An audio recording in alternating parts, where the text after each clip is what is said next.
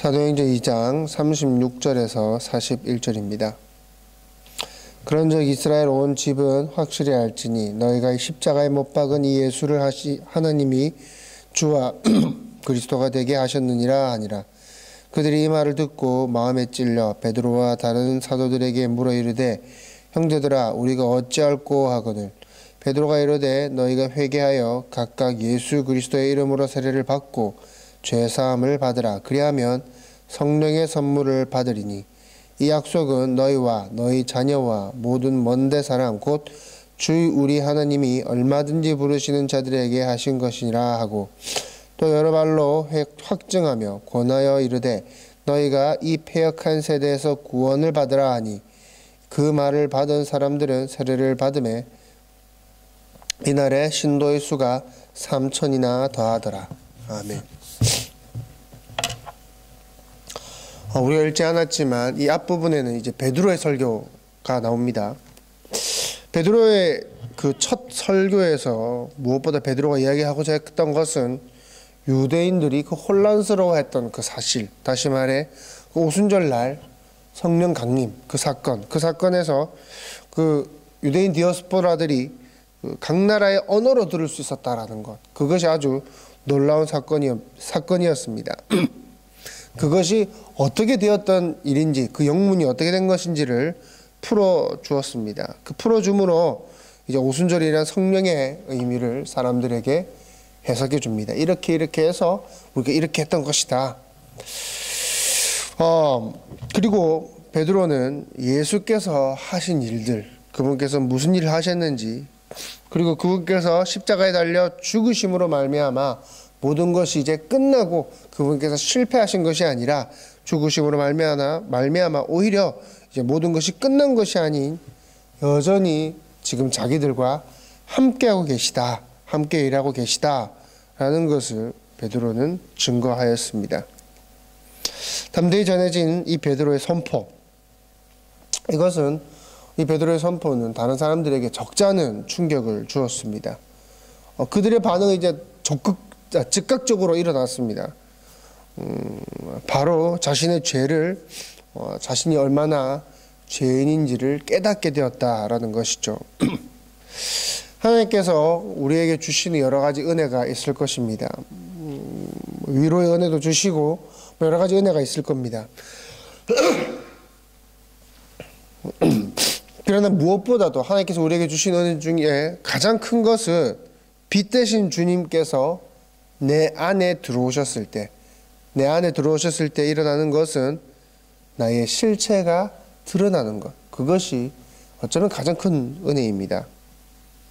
내가 얼마나 죄인이고 내가 얼마나 악한 자이고 내가 얼마나 연약한 자인지를 발견하는 것, 그것이 아주 큰 은혜입니다. 사람들이 베드로의 설교를 통해서 그것을 알게 되었다라는 것입니다.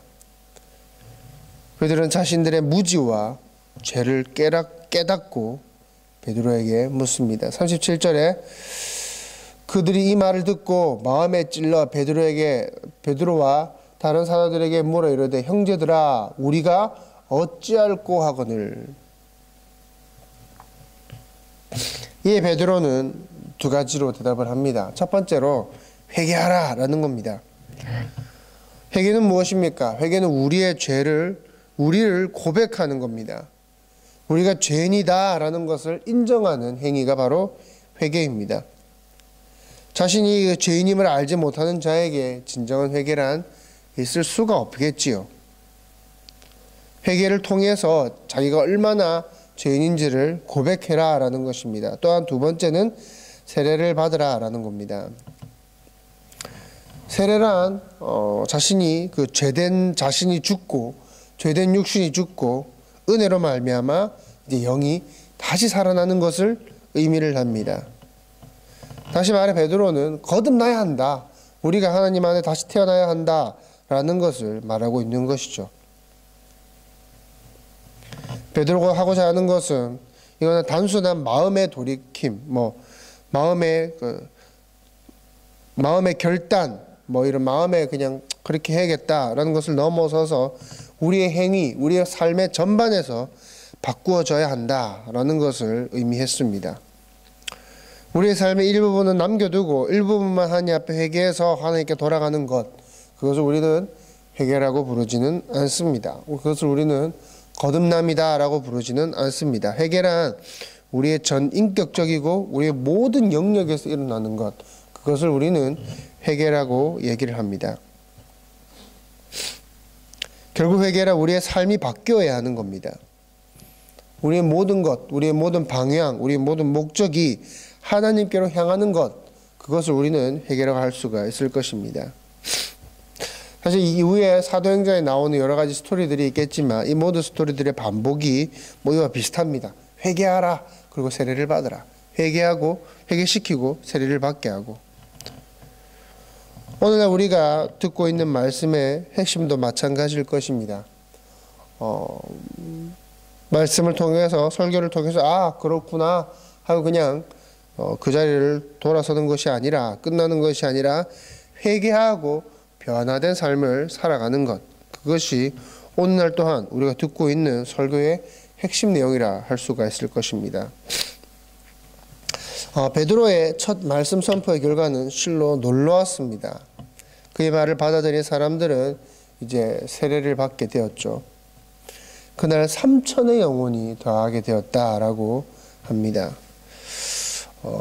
베드로의 설교는 그냥 했던 것이 아닙니다. 성령 충만함 가운데서 이루어진 것이었고, 이들은 모두 세례를 받아 이제 초대 유대 기독교인들이 되었습니다.